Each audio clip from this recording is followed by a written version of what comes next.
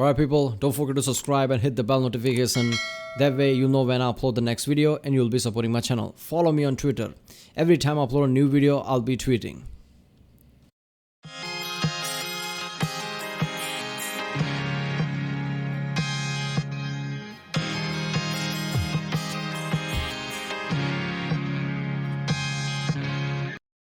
Ladies and gentlemen, Geographic, and this is Ruining Your Day with Facts for 7 minutes straight by the channel Geographic.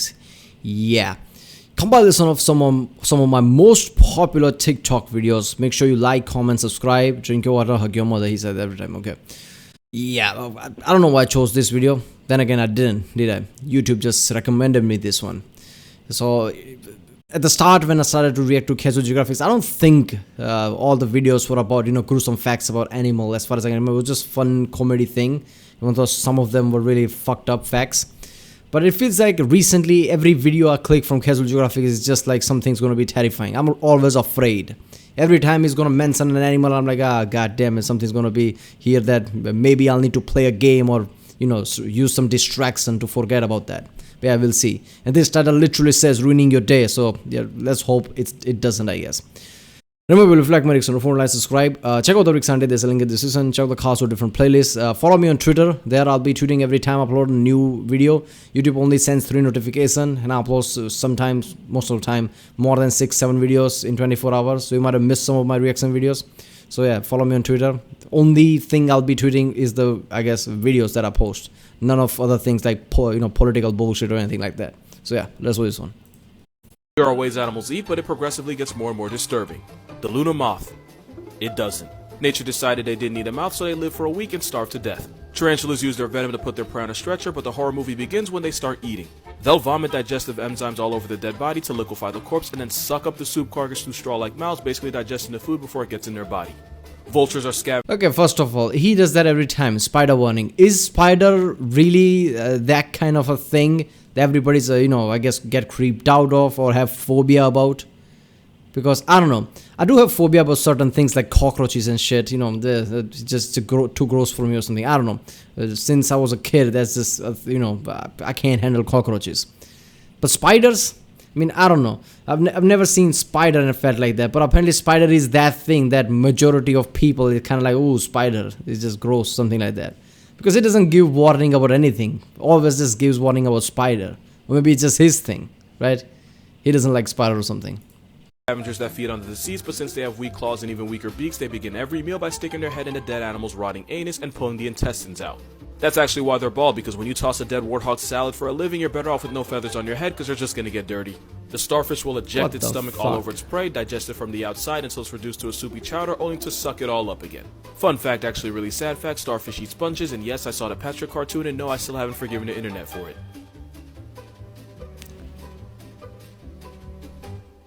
For the women out there, have you ever tried to reject a guy and he just wouldn't take the hint? Well, here are some options you didn't know you had. If you're a female capybara, you would find the nearest body of water and submerge yourself until the guy takes the hint and leaves you alone. If you happen to be a female moorland dragonfly, you would fake your own death to destroy the morale of whatever guy pursuing you. Female dragonflies have been observed crash diving and laying motionless until their suitor flew off, only moving once the coast was clear. As a female mandrill, you would round up a few equally pissed off females and jump the offending male party, even though he can be up to 3 times bigger than you. If he survives this brutal lesson in gender equality, he is banished from the group. And if you're a redback spider, you already know how this movie ends. If a guy approaches you and you're not feeling it, you would just eat him. No beating around the bush, no letting him down easy, just straight up take his life. Now, to be fair, even if you do let him hit, there's about a 60% chance you would cannibalize him anyway. Basically, you would snatch his soul twice. Damn. Here's an animal friendship you didn't know you needed in life. Also, obligatory spider warning. The tarantula is a powerful predator that can take out birds, rodents, and even venomous snakes. But he has a best friend and a roommate. And it's actually this tiny dotted humming frog. Normally this little frog would be 2 seconds away from croaking in a coffin, but they have a deal. The frog eats the ants and insects that would eat the tarantula's eggs, and in return they get a place to stay outside of the drying sun, and they... Yeah, I saw that in your zoo video. That surprised me, right? I mean, I never knew that how much animals can team up, right? And okay, some animals are, I don't know, if there's clear, I guess, the power difference thing, it's understandable. Like, I don't know, maybe tiger friending a lion or something just out of necessity or something, like, or vice versa, whatever, something like that. Like, they're like how hippos and crocodiles are. Crocodiles can't do shit, right? If hippos basically try to attack them. So I can understand out of fear and things like that. But this is just weird. Like, the certain things like this, and there are other one that Hiozu also talked about, that team up that doesn't make sense, but they I guess, technically they make sense. Like, this frog basically eats insects that, hurts the spider's eggs, so they team up. That involves the level of, I guess, complex thinking that I didn't know that insects, animals had like that. So yes, this spider basically, defends the frogs every time, and I guess frog, it goes below the spider as a defense or something. I remember watching that clip from Ryozu as well.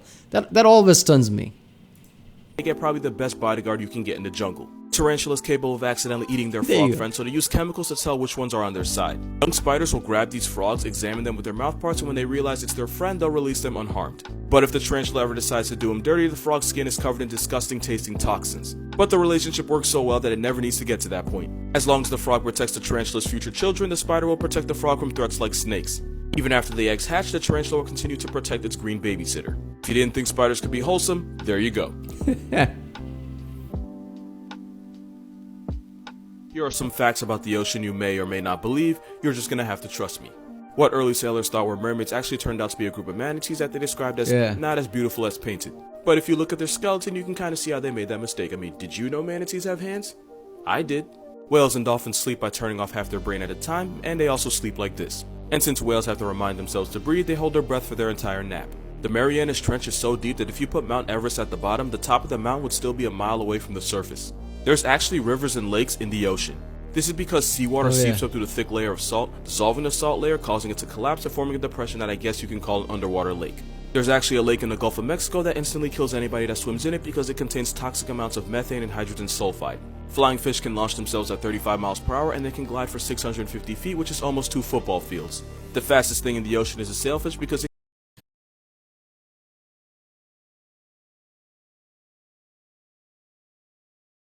Now, what the fuck? Where did that come from? Flying fish? Never heard of this shit.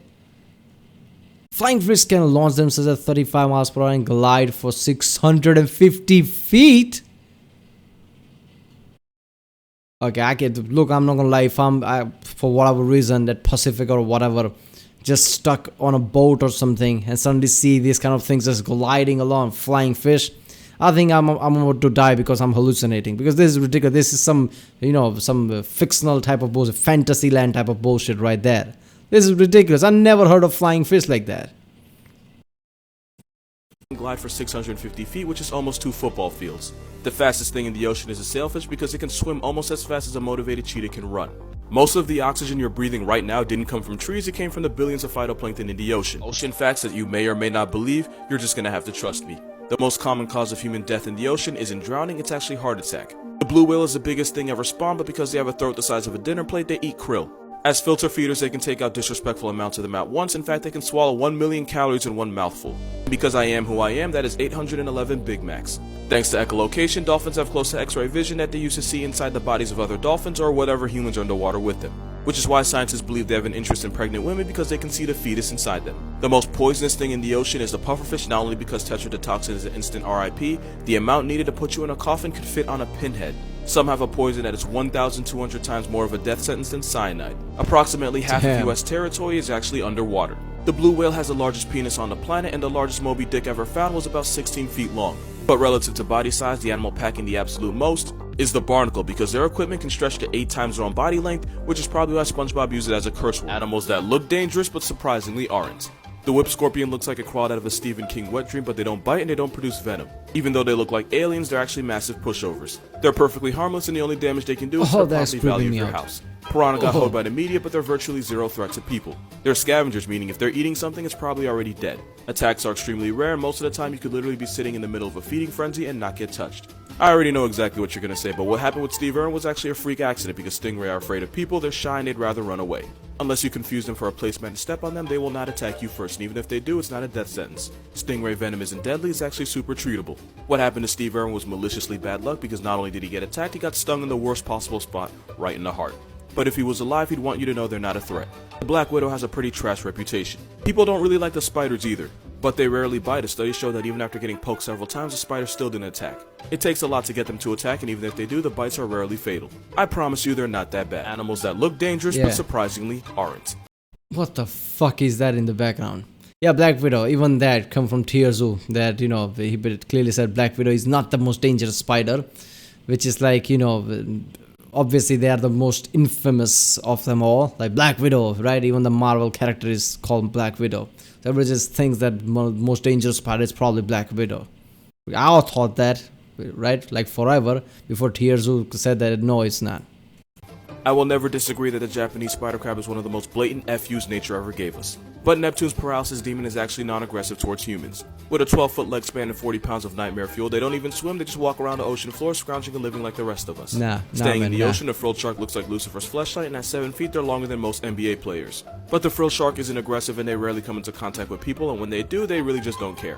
Perfectly harmless except to your mental health, because every time it yawns, a therapist retires early. This spiky boy is an intimidating Australian dinosaur that strikes fear into the hearts of anyone that sees it. I mean, he probably would, if he wasn't 6 inches long. They also have a false head meant to confuse predators whenever pressure comes. Alright, you know what I just realized? I don't have to watch this video on full screen. I don't know why I'm doing that.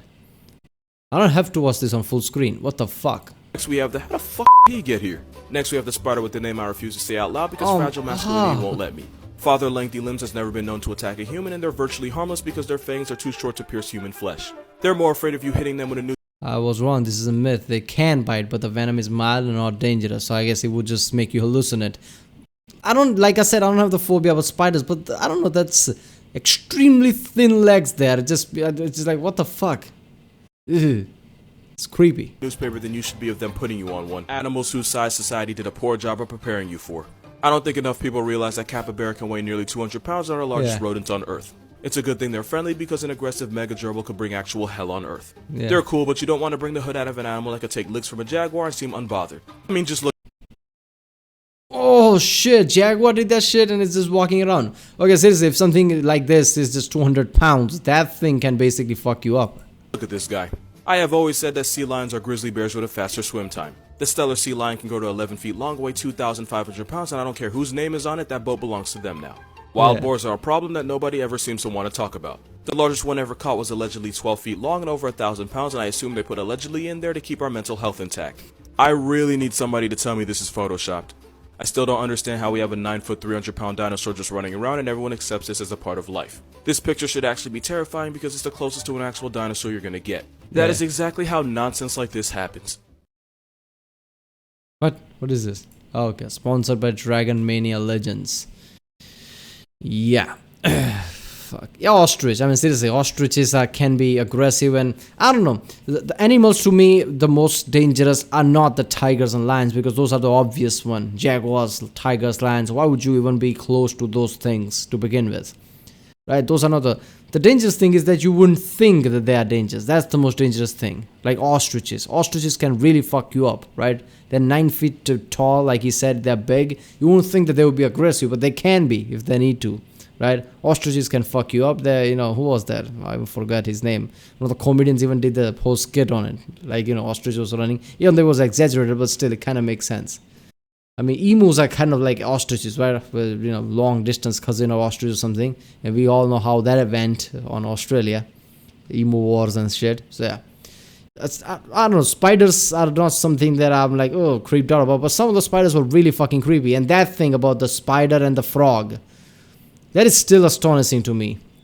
I mean, you know, I know the way I'm explaining just feels weird. Like, you know, the point I'm making, and immediately I'm saying something else that I guess, you know, nullifies that point or something like that. But what I'm trying to, you know, say here is that they are showing some form of complexity in their thinking, like rationality. Like, okay, I need this frog to protect my eggs. I never thought that, you know, the animals, insects, or anything like that, you know, could think at that level.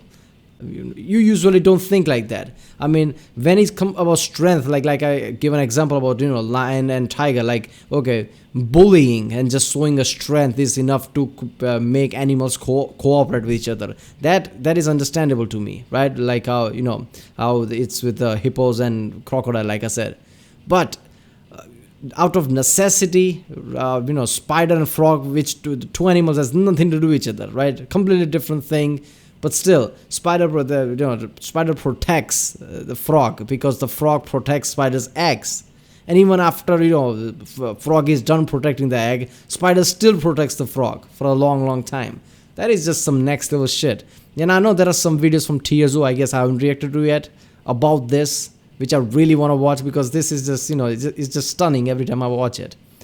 Alright, bro, that was ruining your day with facts for 7 minutes straight. I don't know, I've seen worse videos from Geographic. This wasn't that bad. Alright, if you like my next one, subscribe, follow me on Twitter, and I'll see you next time.